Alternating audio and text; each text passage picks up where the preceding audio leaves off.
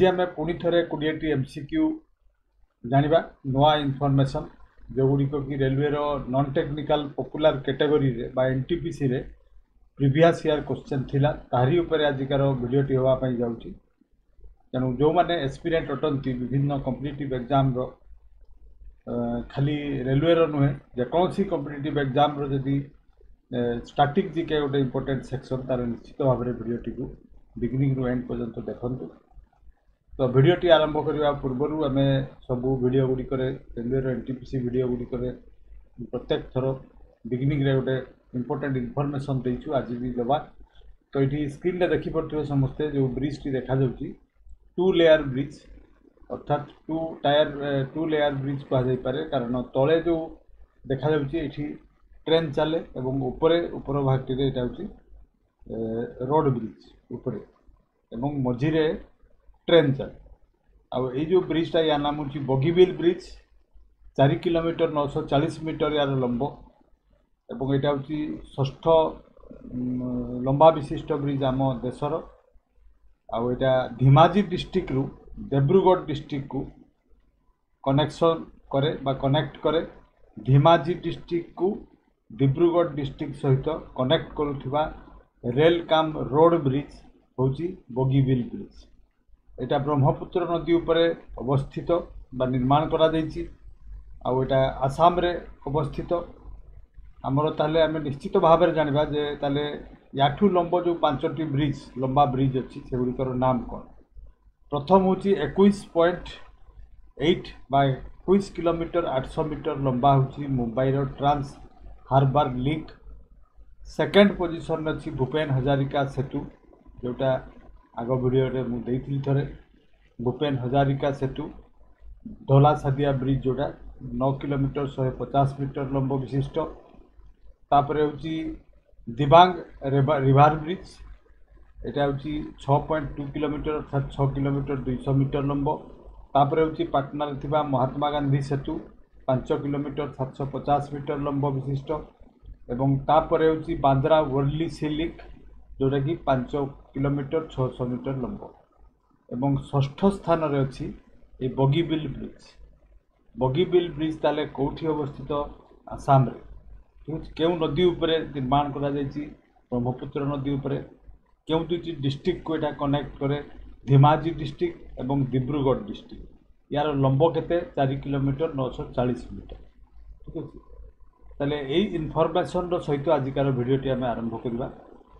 So welcome back to talk with चक को पुणी थे समस्त को स्वागत। So without any further delay let's get going with this video to get started. बर्तमान आम 1 नंबर क्वेश्चन को जीवा। In which type of wave is there no net transfer of energy by the particle of the medium.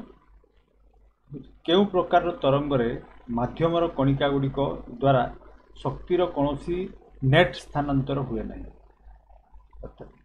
ठीक है question option गुड़िक हूँ transverse wave longitudinal wave progressive wave stationary wave.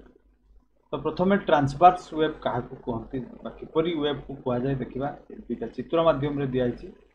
Transverse wave हूँ ये देखिपे समस्ते transverse wave हूँ जो कि तरंग पार्टिकल माने लॉन्गिट्यूडिनल माने सॉरी परपेंडिकुलर है मूवमेंट करथांती एनर्जी ता सहित मूवमेंट करे ताकू कहुए ट्रांसवर्स वेव। ताले एटार एग्जांपल हूँ इलेक्ट्रोमैग्नेटिक रेडिएशन। सेहीपरि लॉन्गिट्यूडिनल वेव रे कौन हुए ना पार्टिकल गुड़िक बा कणिका गुड़िक पैरेलल होगी गति करती वेव सहित तेणु ता नाम हूँ लॉन्गिट्यूडिनल वेव। आउ गोटे वेव अच्छी जमीक स्थिर पोखरी जो वेव देखिए समस्ते यहाँ हूँ पोखरी जो तरंग आसे से आम गोटे पत्र पकईदेवा से पत्रटी से जगार ही रही है से कौन सी तार स्थानांतरित हो न था ताने हूँ से कणिका गुड़िक पानी उपरे जो कणिका तार कौन चेंजेस हुए केवल अपोजिट दुईटी से वेव काम करे गोटे तले काम करे आ गोटे उपरे काम करे। ठीक है से पार्टिकल स्थानांतरण हुए ना।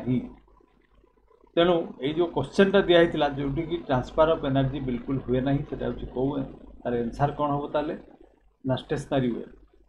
ठीक अच्छे देन आम नेक्स्ट क्वेश्चन को जा क्वेश्चन नंबर 2 स्वप्निल कुशाले एवं मनु भाकर এই দুইটি নাম এই দুইটি जो नाम मु पढ़िली केउ खेल सहित माने जड़ित तांकु देखि पड़थिबे या होचंती स्वप्निल कुशाले ये होचंती मनु भाकर आउ एटा 2 नंबर क्वेश्चन ता प्रकृत रे जो रेलवे रे पड़िथिला एटा प्रकृत रे सही क्वेश्चन नुहे सही ताकू बेस करी क्वेश्चन ता दिया छि सेटा बेले जो पड़िथिला सेटा बेले कार जो स्पोर्ट्समैन माने थिले तांकरी ऊपर पड़िथिला तेनु वर्तमान आउ सेमान को नाम नाही नाही मींस वर्तमान आउ पढ़िबार चांस नहीं कारण 10-12 वर्ष पुराना क्वेश्चन तेणु वर्तमान जो मैंने स्पोर्ट्स सहित जड़ित तांको नाम भी दिखाई और ऑप्शन गुड़िक हूँ मैंने archery player shooting player boxing player ना रेसलिंग प्लेयर तो ये होती शूटर शूटिंग प्लेयर देन आम थर्ड क्वेश्चन बुझा which sector provides the largest demand for loanable funds in India अर्थात लोन कौ मैंने बेसी नि भारत में ऋणयोग्य पांठिर सबुठारु अधिक चाहिदा केउ क्षेत्र प्रदान करे बा केउ क्षेत्र रे सबुठारु बेसी लोन दरकार केउ माने नहीं थांती एटा होची क्वेश्चन हाउस होल्ड्स अर्थात घर घरुआ लोक बा इंडिविजुअल्स जो माने घर करबा पई हो personal loan auto car loan हो किंबा जे कोनसी लोन सेटारे बेसी पैसा डिमांड अछि ना कॉर्पोरेट बिजनेस माने इंडस्ट्रियलिस्ट मानकर बेसी चाहिदा थाए लोन रो से बेसी दरकार करती कि ना गवर्नमेंट दरकार करती ना फॉरेन इन्वेस्टर मैंने ये करेक्ट आंसर होची इंडस्ट्रियलिस्ट माने ही सबुठारु बेसी ऋण दरकार करथांती तेणु ये ऑप्शन 2 होची करेक्ट आंसर देन 4 नंबर मोह डिस्कंटिन्यूटी कौन एटा प्रथमे आमे जानिबा मोह डिस्कंटिन्यूटी जानिबा पूर्वरु तारे यार प्रथम ओडिया ट्रांसलेशन रे कौन हम ना मोह विच्छिन्नता प्राय केते गभीरतार अवस्थित ये विच्छिन्नता कौन ना पृथ्वी को जदि आम भितर को जाऊ ताले ताकू जो जियोलॉजिस्ट माने भाग करचंती सेटा प्रथम आम जानिबा जे लिथोस्फियर एटा गोटे डायग्राम दिया है लिथोस्फियर प्रथमे तापरे होची मेजोस्फियर ए पार्ट को कहा जाए ठीक है देन हूँ बेरिस्फियर तो ये जो मेजोस्फियर लिथोस्फियर तांको मझिरे गोटे डिवाइडर अच्छी ता नाम हूँ आस्थेनोस्फियर ठीक है सेहीपरि पुणी से जियोलॉजिस्ट माने पृथ्वी पृष्ठ को भाग करचंती क्रास्ट बा सियाल देन अपर मेंटल ठीक है तापरे लोअर मेंटल एवं ताको आउटर कोर एवं इनर कोर तो ये जो 5 भाग करागला सेमाने जोठू आरंभ होइछि से स्तर गुड़िक सेटा को कहा जाए डिस्कंटिन्यूटी अर्थात सपोज गोटे जगार आम जब प्रथम खोलिबा माटी बाहर माटी टिके भितर को गले सपोज से बाली बाहर पुणी थे बाली रे जाऊ जाऊ कि दूरतार जा भितर गभीरतार पत्थर बाहरला ताले जोठू बाली बाहरी आरंभ होइछि सेटा गोटे डिस्कंटिन्यूटी ता विभिन्नता विच्छिन्नता पुणी थे जो बाली रु पत्थर को आम जो गभीर को गले पत्थर पाइबा से पत्थर भाग जो आरंभ होती है गोटे डिस्कंटिन्यूटी यहीपरि भाव में 4टी डिस्कंटिन्यूटी पृथ्वी पृष्ठ में अच्छी आठी भी गोटे लाइन मध्यम दर्शा जा देखिपे यही जगह गोटे यही जगह गोटे पुणी यही जगह गोटे एमती 4टी डिस्कंटिन्यूटी अच्छी ठीक है तो प्रथम हूँ मोह डिस्कंटिन्यूटी तापरे हूँ रेपिड डिस्कंटिन्यूटी तापरे गोटेनबार्ग डिस्कंटिन्यूटी देन हूँ लेहमान डिस्कंटिन्यूटी ठीक है क्वेश्चन हूँ जो मोह डिस्कंटिन्यूटी केते गभीरतार अच्छी प्रथम जो चेंज है कैरेक्टरिस्टिक माटीर ताको कहा जाए मोह डिस्कंटिन्यूटी एवं यहाँ हूँ 100 किलोमीटर दूर अच्छी तेणु यहाँ हूँ करेक्ट आंसर ऑप्शन नंबर 1 ठीक है ताले डिस्कवर करथिले किए ना जो जियोलॉजिस्ट एटा डिस्कवर करथिले तांकर नाम हूँ एंड्रिजा मोहरविसिच तांकरी नाम अनुसार या कहा जाए मोह डिस्कंटिन्यूटी देन आम नेक्स्ट क्वेश्चन बुझा 5 who was a well known patron of महाजान बुद्धिज्म ठीक है महाजान बुद्धिज्म रो जनाशुना पृष्ठपोषक किए थे ये राजा मानक मध्यरु बा सम्राट मानक मध्यरु अशोक कनिष्क हर्षवर्धन बिंबिसार तो ता आगु आम जाना जे प्रकृत में महाजान बुद्धिज्म कौन ना बुद्धिजीम को तीन प्रकार तीन संप्रदाय पुणी भितर अच्छी गोटे हूँ महाजान गोटे हूँ हीनजान आ गोटे हूँ वज्रजान। महाजान बुद्धिस्ट कौ मान को कहुए ना महाजान बुद्धिस्ट जो मैंने से माने निजे निर्वाण प्राप्ति करने सहित अन्य मानक निर्वाण प्राप्ति रे सहायक होती सहायता करती तेणु से माने होती महाजान कम्युनिटी वाला।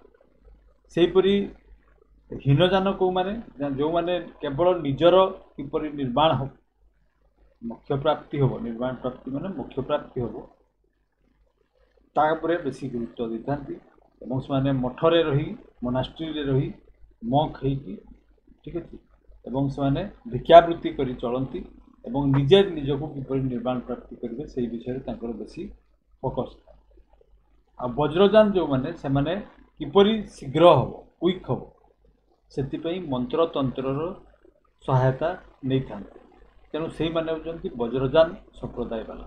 तेणु तीनोटी संप्रदाय कथा मुझे कहली तो ये आम क्वेश्चन हो महाजान बुद्धिजीम पृष्ठपोषक किए थे ना कनिष्क थे अशोक कहुए इतिहासकार मैंने कहते से जड़े हीनजान बुद्धिजीम से जड़े पृष्ठपोषक थे। Then from an evolutionary perspective which is the most primitive animal among the reptiles ठीक अच्छे विवर्तनवादी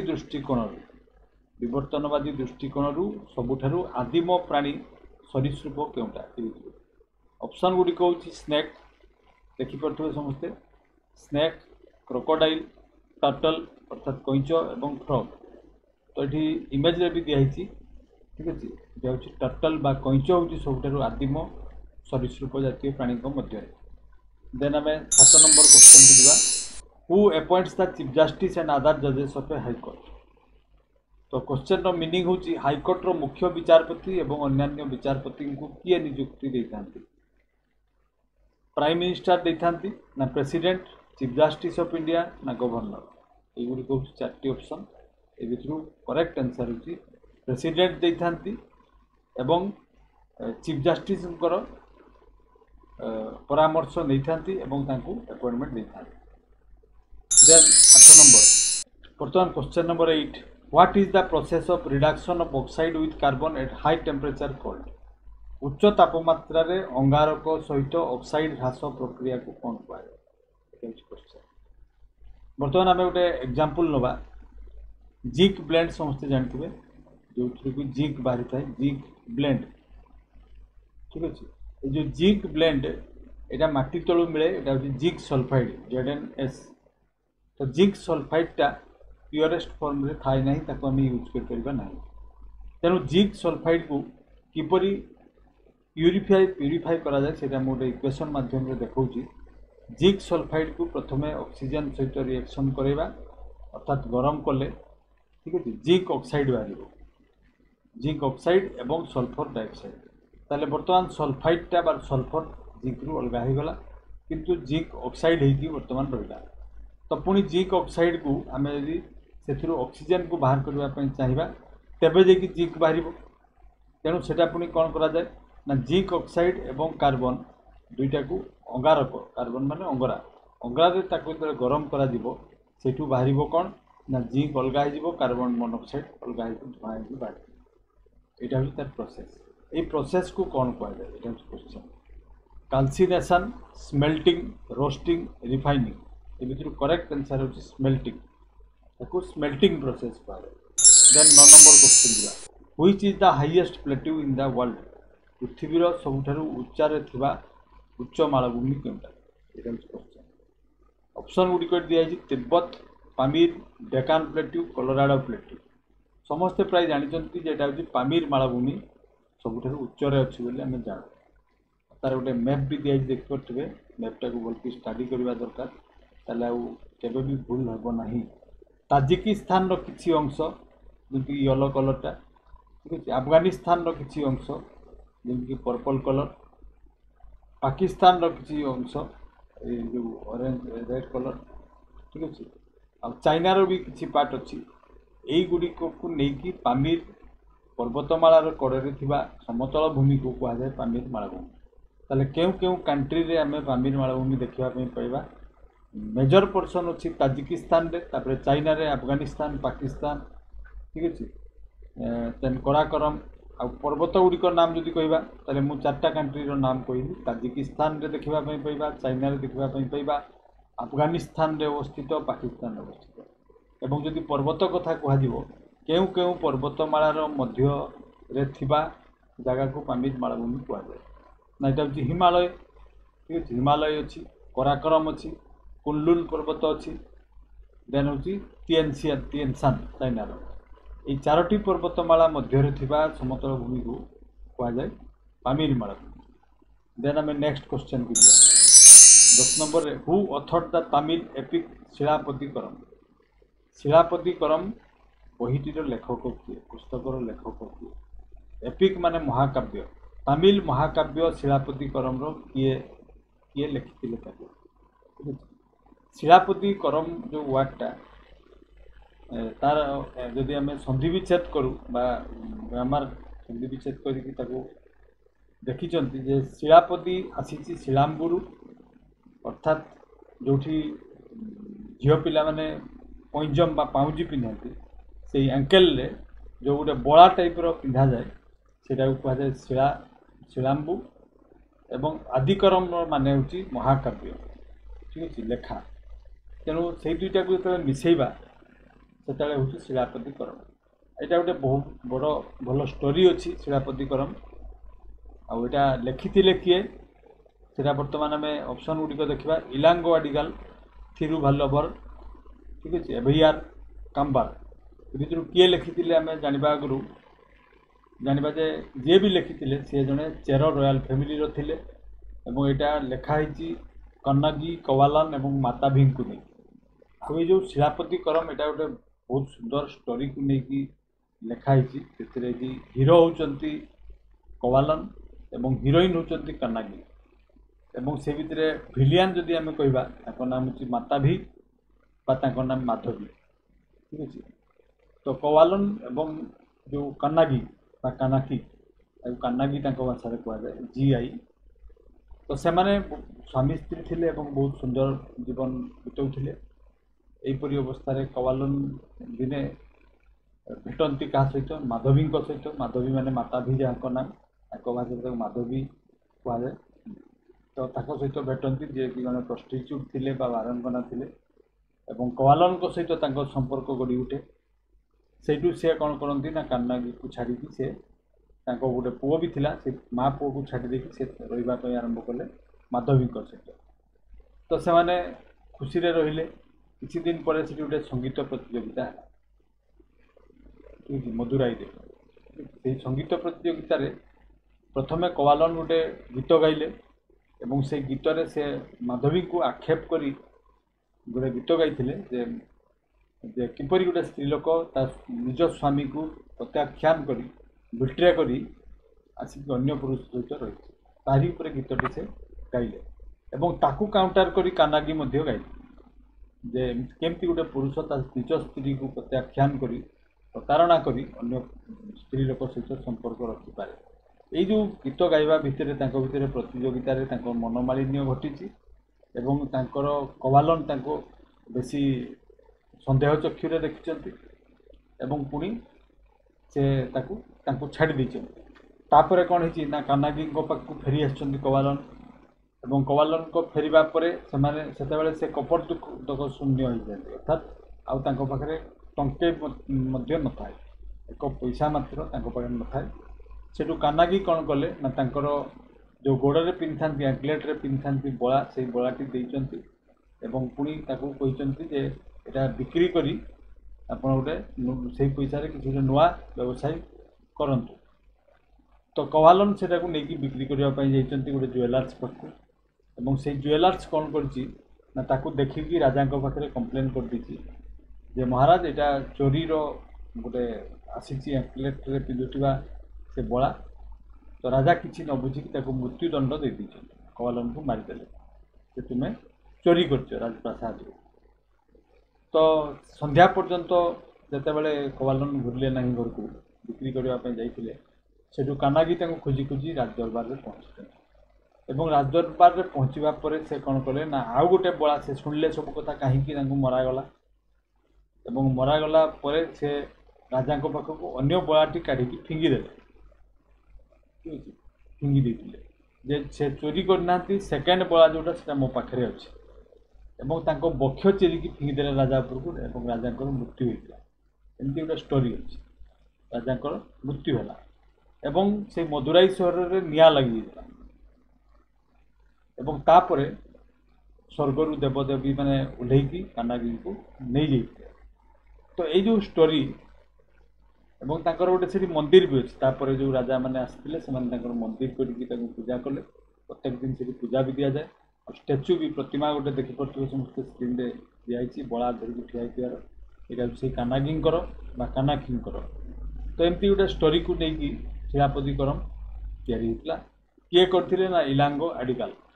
ତେଣୁ କରେକ୍ଟ ଆନ୍ସର୍ ହେଉଛି ଅପସନ୍ ନମ୍ବର 1। ଦେନ୍ 11 ନମ୍ବର କ୍ୱେଶ୍ଚନକୁ ଯିବା। 11 ନମ୍ବର କ୍ୱେଶ୍ଚନ ହେଉଛି ଏରିଗାସି ଅର୍ଜୁନ ଏବଂ ବୁକେଶ ଡମାରାଜୁ। এই দুইটা নাম ସମସ୍ତେ ପ୍ରାୟ ଜାଣିଥିବେ। এই କ୍ୱେଶ୍ଚନଟା ବି ସେହିପରି ପୁରାତନ ସ୍ପୋର୍ଟସ ପ୍ଲେୟାରମାନଙ୍କ ଉପରେ ପଡ଼ିଥିଲା, ତାକୁ ଚେଞ୍ଜ କରାଯାଇଛି। ତେଣୁ ଏରିଗାଇସି ଅର୍ଜୁନ ଏବଂ ବୁକେଶ ଡମାରାଜୁ କେଉଁ ଖେଳ ସହିତ ଜଡ଼ିତ? ଏଗୁଡ଼ିକ ହେଉଛି ଅପସନ୍ ବ୍ୟାଡ଼ମିଣ୍ଟନ ନା ଟେନିସ୍, ଚେସ୍ ଆଉ କ୍ରିକେଟ୍। ଏ ଭିତରୁ କରେକ୍ଟ ଆନ୍ସର୍ ହେଉଛି ସେମାନେ କେଉଁ ଖେଳ ସହିତ ଜଡ଼ିତ ନା ଚେସ୍। ତେଣୁ ଅପସନ୍ ନମ୍ବର 3 ହେଉଛି କରେକ୍ଟ ଆନ୍ସର୍। ଦେନ୍ ନେକ୍ସଟ କ୍ୱେଶ୍ଚନକୁ ଯିବା। The Sudirman Cup is associated with which sports? ସେହିପରି ଆଉ ଗୋଟେ କପ୍ ଦିଆଯାଏ କେଉଁ ଖେଳରେ ନା ସେଇଟା ହେଉଛି କ୍ୱେଶ୍ଚନ୍।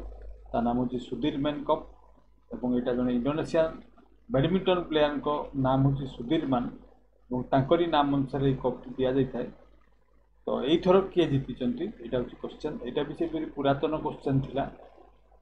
ଠିକ୍ ଅଛି, ତ ଏଇଟା ତାକୁ ଚେଞ୍ଜ କରାଯାଇଛି। ଏଇଟା କ୍ୱେଶ୍ଚନ୍ ନଥିଲା କିନ୍ତୁ ତାକୁ ସେଇ କ୍ୱେଶ୍ଚନ୍ ବଦଳରେ ସେଇ ପ୍ରକାରର ଗୋଟେ କ୍ୱେଶ୍ଚନ୍ ଦିଆଯାଇଛି। ଏଗୁଡ଼ିକ ହେଉଛି ଅପସନ୍। ଏ ଭିତରୁ କରେକ୍ଟ ଆନ୍ସର୍ ହେଉଛି ବ୍ୟାଡ଼ମିଣ୍ଟନ ଏବଂ ଏଇ ବର୍ଷର ବିଜେତା ହେଉଛନ୍ତି ଚାଇନା। ଚାଇନା ହରେଇଛି ସାଉଥ କୋରିଆକୁ ଏବଂ 4 ଥର ସେ ଜିତିଲାଣି ଏଇ ସୁଧୀରମ୍ୟାନ କପ୍।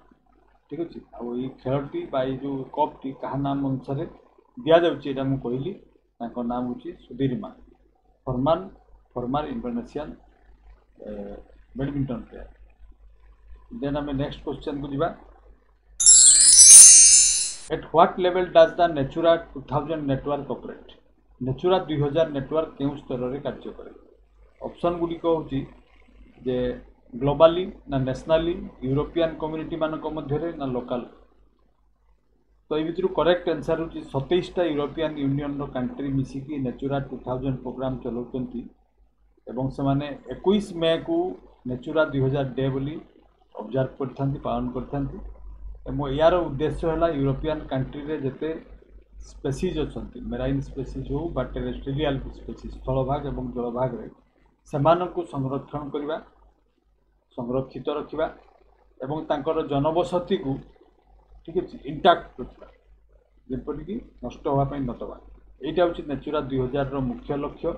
ତେଣୁ ଏଇଟା କେଉଁମାନେ ଏଇ ଯେଉଁ ନେଚୁରା 2000 ନେଟୱାର୍କକୁ ଅପରେଟ୍ କରନ୍ତି ନା European ୟୁନିୟନର 27ଟି country member countries। then ଆମେ 14 ନମ୍ବର କ୍ୱେଶ୍ଚନକୁ ଯିବା। which atmospheric layer reflects radio waves?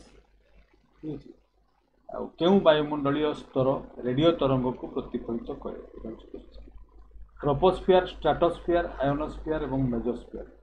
ଏଇଟା ପ୍ରାୟ ସମସ୍ତେ ଜାଣିଥିବେ ଯେ ତାକୁ ଯେଉଁ ଭାଗ କରାଯାଇଛି ଠିକ୍ ଅଛି ବାୟୁମଣ୍ଡଳୀୟର ସ୍ତରକୁ, ଆଉ ସେଇଟା ନିହାତି ଆମର ଜାଣିବା ଦରକାର। ଏକ୍ଜୋସ୍ଫିୟର ଠିକ୍ ଅଛି, ଥାର୍ମୋସ୍ଫିୟର, ମେଜୋସ୍ଫିୟର, ଷ୍ଟ୍ରାଟୋସ୍ଫିୟର ଏବଂ ଟ୍ରୋପୋସ୍ଫିୟର।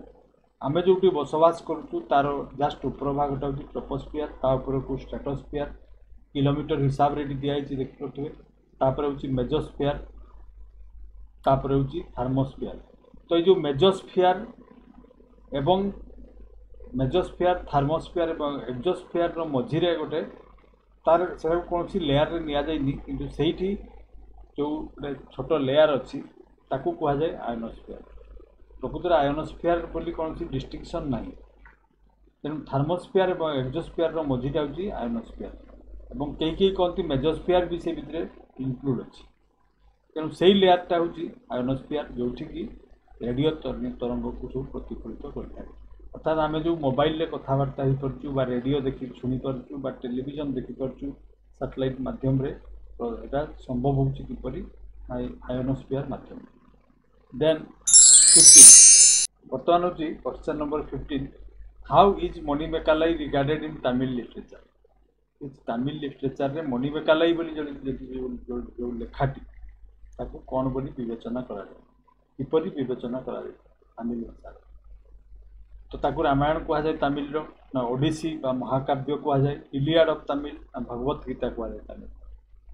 तो प्रथम जाना मणि मेकालाईटा जो पुस्तक से क्या लिखाई ना या आगु जो शिलापतिकरम थिला ठीक अच्छे आम गोटे स्टोरी मु कहली जोटा हूँ कवालन एवं किनागी उपरे थिला तापरे आउ जन जो माधवी बोली आसते जन बारंगना थे प्रोस्टिट्यूट थे जहाँ सहित कवालन संपर्क उड़ीला तांको उपरे आउ कौन सी लेखा नथिला किंतु मणि मेकालाई ता परवर्ती चैप्टर टी अच्छे तांकर गोटे झील थिला से झील को उपरे यही स्टोरीटी लेखाई गीतटी लेखाई नाम हूँ मणि मेकालाई ठीक अच्छे कवालन एवं माधवींकर जो झील लेखा एवं तार लेखक किए जदिओ क्लीयरली किसी मेंशन नहीं किंतु किसी इतिहासकार माने कहती है लेखाई सीतालाई सातनार द्वारा सीतालाई सातनार यहाँ जदिओ सत्य कि मिथ्या वर्तमान सुधा प्रमाणित नुहे किंतु तथापि वर्तमान किसी इतिहासकार माने कहती तार अथर थे सीतालाई सातनार किंतु वर्तमान भी डिस्टिंक्शन कौन सी सत्यासत्य नहीं तार। देन 16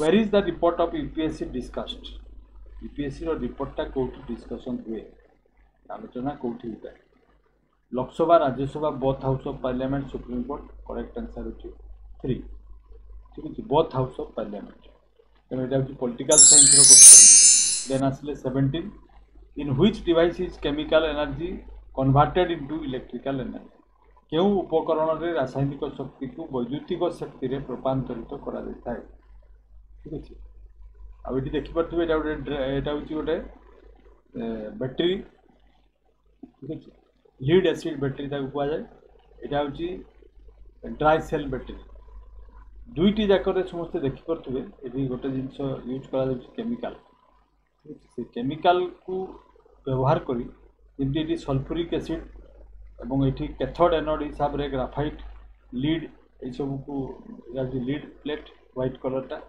आईटा हूँ लीड ठीक है पीबीओ लीड ऑक्साइड प्लेट ताकू सल्फ्यूरिक एसिड रे बुड़ेकी एनर्जी तैयारी करा विद्युत शक्ति रे रूपांतरित करा ठीक से हीपरी आम ड्राई सेल बैटेरी देखा ठीक है zinc container ferrous paper lining graphite ठीक अच्छे तापर मैंगानीज डाइऑक्साइड कार्बन एवं एमोनियम क्लोराइड एवं जिंक क्लोराइड पेस्ट यही सब को व्यवहार करके आम ड्राई सेल बैटेरी जो गुड़िक रिमोट रे यूज करूँ टर्च रे यूज करूँ से बैटेरी गुड़िक यही सब केमिकल को यूज करा तेणु से केमिकल को बा रासायनिक शक्ति को विद्युत रे परिणत कौटी हुए ना ये करेक्ट आंसर हूँ ऑप्शन नंबर 2 बैटेरी ठीक है बैटेरी रे आम यहाँ देखा पाइबा।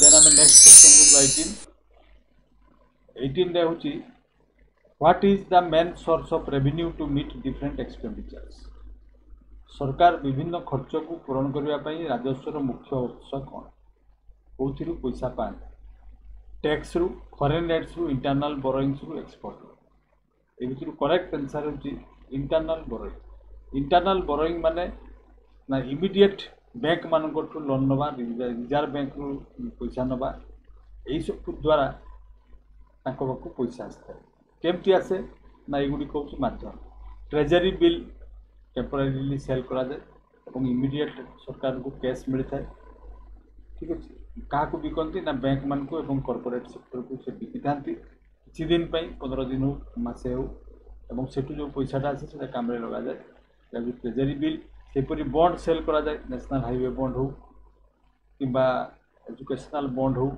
कि जेकोसी बॉन्ड थ्रो सरकार पैसा उठाती एवं ताको खर्च करती एवं पुणी थे से खर्च को फेरवा पड़े मार्केट रु लोन करती capital market through stock market through ठीक है इन्वेस्टर माने पैसा दियंती ଏବଂ ସେଠୁ ତାକୁ ପୁଣି ଇଣ୍ଟରେଷ୍ଟ ସହିତ ତାକୁ ଫେରା ଯାଇଥାଏ ବା ସେୟାର ପ୍ରାଇସ୍ କମିଗଲେ ସେମାନେ ଆଉ ଲାଭ ପାଇନଥାନ୍ତି। ୱେଜ୍ ଆଣ୍ଡ ମିନ୍ସ ଆଡ଼ଭାନ୍ସ ସେହିପରି ବ୍ୟାଙ୍କରୁ ବା ରିଜର୍ଭ ବ୍ୟାଙ୍କରୁ ଯେଉଁ ପଇସା ନିଏ ସରକାର, ଠିକ୍ ଅଛି, ସେଇଟାକୁ କୁହାଯାଏ ୱେଜ୍ ଆଣ୍ଡ ମିନ୍ସ ଆଡ଼ଭାନ୍ସ। କେମିତି ନିଅନ୍ତି ନା ଯେମିତିକି ରେପୋ ରେଟ୍ ବର୍ତ୍ତମାନ 4.5%, ଠିକ୍ ଅଛି, ସେଇ ହିସାବରେ ସୁଧ ଦିଅନ୍ତି 4.5%ରେ ରେପୋ ରେଟ୍ ଯାହା ସେଇ ସୁଧ ଲାଗିଥାଏ। ତେଣୁ ରିଜର୍ଭ ବ୍ୟାଙ୍କରୁ ବା ବ୍ୟାଙ୍କମାନଙ୍କରୁ ଯେଉଁ ଲୋନ୍ ଆକାରରେ ସରକାରଙ୍କ ପାଖକୁ ପଇସା ଯାଏ ତାକୁ କୁହାଯାଏ ୱେଜ୍ ଆଣ୍ଡ ମିନ୍ସ ଆଡ଼ଭାନ୍ସ। ତେଣୁ ଏଇଟା ହେଉଛି ଇଣ୍ଟରନାଲ୍ ବୋରୋଇଂ। ଫରେନ୍ କଣ୍ଟ୍ରିରୁ କୌଣସି ଧାର ନ ଆଣିକି ସରକାର ତାଙ୍କର ଖର୍ଚ୍ଚକୁ ମେଣ୍ଟେଇବା ପାଇଁ ଇଣ୍ଟରନାଲ୍ ବୋରୋଇଂ କରିଥାନ୍ତି। ଦେନ୍ ଆମେ 19 ଦେଖିବା what is a line on map joining places with same rainfall called. ଆଉ ଅପସନ୍ ଗୁଡ଼ିକ ତାହେଲେ କ'ଣ ନା ସମାନ ବର୍ଷା ହେଉଥିବା ସ୍ଥାନ ଗୁଡ଼ିକୁ ସଂଯୋଗ କରୁଥିବା ମାନଚିତ୍ରରେ ଥିବା ରେଖାକୁ କ'ଣ କୁହାଯାଏ? ଅପସନ୍ ହେଉଛି ଆଇସୋ ବାର୍, ଆଇସୋ ହେଲ୍, ଆଇସୋ ହାଇଟ୍ ଏବଂ ଆଇସୋ ଥାର୍ମ। ତ ଏଇ ଯେଉଁ ଏଇଟା କେମିଷ୍ଟ୍ରିରୁ ନା ଏଇଟା ହେଉଛି ଜିଓଗ୍ରାଫିର ଗୋଟେ ପାର୍ଟ। ତାମାନେ ଏଠି କ'ଣ କୁହାହେଇଛି ସମସ୍ତେ ବୁଝିପାରୁଥିବେ ଯେ ଏଠି ମାନଚିତ୍ରରେ ଦିଆହେଇଛି ଦେଖିପାରୁଥିବେ ଯେଉଁ ଲାଇନ୍ ଗୁଡ଼ିକ ଟଣା ହେଇଛି ଏଗୁଡ଼ିକ ହେଉଛି ସମାନ ରେନଫଲ୍ ଯେଉଁ ଯେଉଁ ଏରିଆରେ ହେଉଥାଏ, ଠିକ୍ ଅଛି, ଯେଉଁଠି ଯେଉଁଠି ସମାନ ପରିମାଣର ବର୍ଷା ହେଉଛି ସେମାନଙ୍କୁ ମାନଚିତ୍ରରେ ଗୋଟେ ଲାଇନ୍ ଦ୍ୱାରା ସୂଚନା ଦିଆଯାଏ, ଠିକ୍ ଅଛି। ତ ସେଇ ଲାଇନ୍ଟାକୁ କ'ଣ କୁହାଯାଏ ଏଇଟା ହେଉଛି କ୍ୱେଶ୍ଚନ୍। ସମସ୍ତେ ଦେଖିପାରୁଥିବେ ଏଇ ଜାଗାରେ ଏଇ ପରିମାଣର ବର୍ଷା ହେଇଛି, ଏଇ ଜାଗାରେ ଏଇ ପରିମାଣର ବର୍ଷା ହେଇଛି, ତାକୁ କ'ଣ କୁହାଯାଏ? ଆଇସୋ ହାଇଟ୍ କୁହାଯାଏ। ତେଣୁ ସମାନ ରେନଫଲ୍ ଏରିଆକୁ ଯେଉଁ ଲାଇନ୍ ଜଏନ୍ କରିଥାଏ ତାକୁ କୁହାଯାଏ ଆଇସୋ ହାଇଟ୍। ସେହିପରି ଆଇସୋ ବାର୍ ମାନେ କ'ଣ? ଏଇଟା ସମସ୍ତେ ପ୍ରାୟ ଜାଣିଥିବେ। ଆଇସୋ ବାର୍ ମାନେ ସମାନ ପ୍ରେସାର ଯେଉଁ ଯେଉଁ ଏରିଆରେ। ସେହିପରି ଆଇସୋ ହେଲ୍ ମାନେ ଯେଉଁ ଯେଉଁ ଜାଗାରେ ସମାନ ପରିମାଣ। ସେହିପରି ଆଇସୋ ଥାର୍ମ ମାନେ ଟେମ୍ପରେଚର, ଯେଉଁ ଯେଉଁ ଜାଗାରେ ସମାନ ଟେମ୍ପରେଚର ଗୋଟେ ଦିନରେ ରେକର୍ଡ଼ କରାଯାଏ ତାକୁ କୁହାଯାଏ ଆଇସୋ ଥାର୍ମ, ଠିକ୍ ଅଛି। ଦେନ୍ ଆମେ ନେକ୍ସଟ କ୍ୱେଶ୍ଚନ୍ ବୁଝିବା 20 which Gupta king is known for resisting the Hunos? ହୁନ ମାନେ ଗୋଟେ ଆକ୍ରମଣକାରୀ ଆସିଥିଲେ ଜାଣିଥିବେ ସମସ୍ତେ। ସେଇ ହୁନମାନଙ୍କୁ କେଉଁ ଗୁପ୍ତ ରାଜା ପ୍ରତିରୋଧ କରିବା ପାଇଁ ଜଣାଶୁଣା? କିଏ ପ୍ରତିରୋଧ କରିଥିଲେ? ଗୁପ୍ତ ବଂଶର ଜଣେ ରାଜା ହୁନମାନଙ୍କୁ ଆକ୍ରମଣ କରିକି ସେମାନଙ୍କୁ ତାଙ୍କ ସହିତ ପ୍ରାୟ ଲଢ଼ିଥିଲେ। ତାଙ୍କ ସମୟଟା ପ୍ରାୟ ହୁନମାନଙ୍କ ସହିତ ଲଢ଼ିବାରେ ଯାଇଛି। ଫରେନ୍ ଇନଭେଡର୍ସ ମାନଙ୍କ ସହିତ ତାଙ୍କର ଯୁଦ୍ଧ ବହୁତ ଥର ହେଇଛି। ତାଙ୍କ ନାମ କ'ଣ? ସମୁଦ୍ରଗୁପ୍ତ, ଚନ୍ଦ୍ରଗୁପ୍ତ 1, ସ୍କନ୍ଦଗୁପ୍ତ, କୁମାରଗୁପ୍ତ। ଏ ଭିତରୁ କରେକ୍ଟ ଆନ୍ସର୍ ହେଉଛି କୁମାରଗୁପ୍ତ। ବର୍ତ୍ତମାନ କଥା ହେଉଛି ଆମେ ଜାଣିଲୁ କିପରି ଜାଣିଲୁ ଯେ ସେ ଯୁଦ୍ଧ କରୁଥିଲେ ନା ସ୍କନ୍ଦଗୁପ୍ତ ନିର୍ମାଣ କରିଥିବା ଗୋଟେ ସ୍ତୂପ ଏଠି ଦେଖିପାରୁଥିବେ ସମସ୍ତେ ଭିତରି ପିଲାର, ଠିକ୍ ଅଛି, ସୈୟଦପୁର ବୋଲି ଗୋଟେ ଜାଗା ଅଛି ଉତ୍ତରପ୍ରଦେଶର, ସେଇଠି ଏଇଟା ସେ ନିର୍ମାଣ କରିଥିଲେ ଏବଂ ସେଇ ସ୍ତମ୍ଭରେ ଲେଖା ହେଇଛି ବା ଶିଳାଲେଖ ଅଛି। ସେଇଥିରୁ ଆମେ ପ୍ରମାଣ ପାଇଲୁ ଯେ ଗୁପ୍ତ ରାଜାଙ୍କ ମଧ୍ୟରେ ସ୍କନ୍ଦଗୁପ୍ତ ବହୁତ ଥର ଫରେନର୍ ମାନଙ୍କ ସହିତ ଫରେନ୍ ଆକ୍ରମଣକାରୀମାନଙ୍କ ସହିତ ସେ ଯୁଦ୍ଧ କରିଥିଲେ, ଠିକ୍ ଅଛି। ଭିତରି ପିଲାର ତାହେଲେ କେଉଁଠି ଏଇଟା ବି କ୍ୱେଶ୍ଚନ୍ ଆସେ, ଏଇଟା ହେଉଛି ଉତ୍ତରପ୍ରଦେଶ। এইଗୁଡ଼ିକ ଥିଲା ଆଜିକାର 20ଟି MCQ ଆଉ NTPCର। ତ ପ୍ରତ୍ୟେକ ଏକ୍ସପିରିଏଣ୍ଟ ଯେଉଁମାନେ ରିଏଲ୍ ଏକ୍ସପିରିଏଣ୍ଟ ସେମାନେ ନିଶ୍ଚିତ ଭାବରେ କ୍ୱେଶ୍ଚନ୍ ଗୁଡ଼ିକୁ ଷ୍ଟଡି କରନ୍ତୁ ଏବଂ ଫାଇଣ୍ଡ ଆଉଟ୍ କରନ୍ତୁ ଆଉ ରିଲେଟେଡ୍ କ୍ୱେଶ୍ଚନ୍ କ'ଣ ହେଇପାରେ ସେଗୁଡ଼ିକ ମଧ୍ୟ ଶିଖନ୍ତୁ, ସୋ ଦ୍ୟାଟ୍ ଆଗାମୀ ପରୀକ୍ଷା ଗୁଡ଼ିକରେ ଯେଉଁ କ୍ୱେଶ୍ଚନ୍ ଗୁଡ଼ିକ ଆସିବ ସେଗୁଡ଼ିକ ଆମେ ଇଜିଲି ଆଟେମ୍ପ୍ଟ ନେଇପାରିବା, ଠିକ୍ ଅଛି। So this was all that I have for today's video. Be a careerist and always be inside the culture of success. Thank you for watching.